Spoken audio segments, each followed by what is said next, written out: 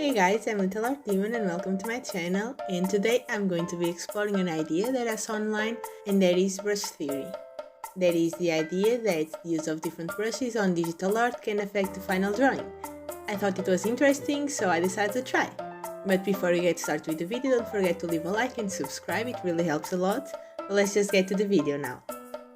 Before we start, here are the brushes I ended up using. I draw on Medibang paint and I got this from their official library. I'm not sure if I altered any of the settings for the brushes, so I'll show you those details when I talk about them in specific. After deciding which brushes I would use, I decided to make a sketch, like I usually do. That way all the drawings would have the same base and were easy to compare at the end. After the sketch was done, I decided to start with the brush I usually use, the pen Soft. And here are the settings. Because this is the brush I'm used to, it was very easy to do the line art. I really like this brush because it is opaque, but you can get a little bit of line variation depending on the pressure applied to the screen. I've tried a lot of different brushes and I ended up settling on this one, at least for now, and I really like it. After the line art was done is where things change a little bit, because I usually shade with the hairbrush and sometimes with the watercolor brush and then blend it out. But I decided to embrace the cell shading and just did it that way. It's actually something that I like, but I think I still need to find the balance between cell and soft shading. It was a fun exercise though, and I really liked the result. I usually use a lot of brushes when shading to add texture, but it was still fun to limit myself to only one. So here's how it turned out. To the next one, I'm starting with the same sketch, and some colors I kept exactly the same, the other ones I just eyeballed it, but this time I'm using the pen, thick brush, and it has no variation, it's just very consistent, which in some art styles looks great, but not in my style, I'm afraid. I did erase some edges to make the drawing feel a little better, but I tried to embrace it because it's part of the brush. I think I should have used a smaller brush size, but for that I would need a bigger canvas, I think. I'll try it some other time for sure. But it was very interesting to use different shapes for shading, especially for shading the hair and the eyes. I simplified it a lot, but I'm very happy with the results. For the face and shirt, it was very similar to the first one.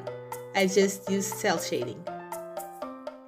I do think this brush is used a lot more in cartoony style. I may be wrong, but I noticed that a lot of cartoons use very consistent lines. It's probably easier to animate and it looks very clean.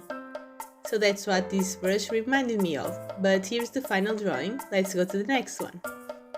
Next one was the watercolor brush, and I was already familiar with this one. It was a brush that I used a lot a while ago. It's a great brush, similar to the first one I used, but with the difference that it also varies on the opacity and not just on the line weight, according to the pressure. I'll say that I didn't use this characteristic to the maximum of its potential. There are some amazing artists that I see that use brushes similar to this one and do such a great job with it.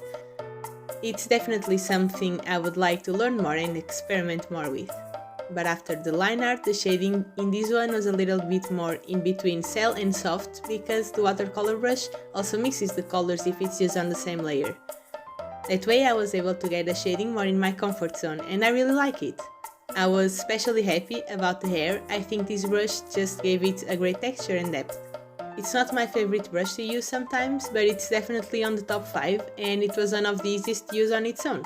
The other ones made me feel like there was something missing and I wanted to use other brushes to compensate that, but this one was very complete on its own. So here it is. And after this great drawing we have the cursed one, so prepare yourself. This is the airbrush, and I didn't know if I should include it because I didn't know how I would block the shapes with just this brush. It was definitely a challenge. I started blocking the colors, but it just looked flat and boring and kind of foggy. It was a fun experience, but also kind of stressful, not gonna lie. I think I managed to make something out of it. I don't know, it just looks weird. It looks like a sketch and not a finished piece. I tried to add some sort of line art to it in the end to try and make it better, but it was still kind of cursed, which I guess is on the theme with the month of October. But anyways, here it is! The next one we have is the Sumi Light brush, and it has a great texture, like it's inspired by real brush strokes. It was great for line art, it has a lot of weight variation and also a little bit of texture, and that just makes the lines look great and more detailed. I really like the eyelashes in this one. As well as the watercolor brush, the shading on this one was in between cell and soft shading, which is one of my favorites, and the hair texture is my favorite of all of them. Everything is textured and it just looks so comfortable. I don't know how to explain it, it just does. But yeah, I really like it, and I think I might start using this brush a little bit more in the future, who knows? But here it is. The last one is the mapping pen, and this one also has a fun texture. I think it's the brush I use that varies the most depending on the pressure applied on the screen. It changes thickness a lot, which is good. It just takes a little bit of time to control it well. But similarly to the previous one, this one has a great texture on the lines and feels great to look at. The shading was again cell shading, but I used the texture of the brush in this case because it was really funny to see. I love how the hair turned out. I simplified it a lot, but I still kept some of the texture and I really like the results. This experience was great and a lot of fun to do. I had already noticed that my art changes depending on the medium I'm using, like if it's a pen, pencil, marker, watercolor or digital for example, but it was interesting to notice how it can change within one medium. It was a good learning experience and a fun challenge to limit myself to only one brush at a time. So if you're a digital artist, I think you should try it just for fun and see what you find out. Maybe you find a new favorite brush.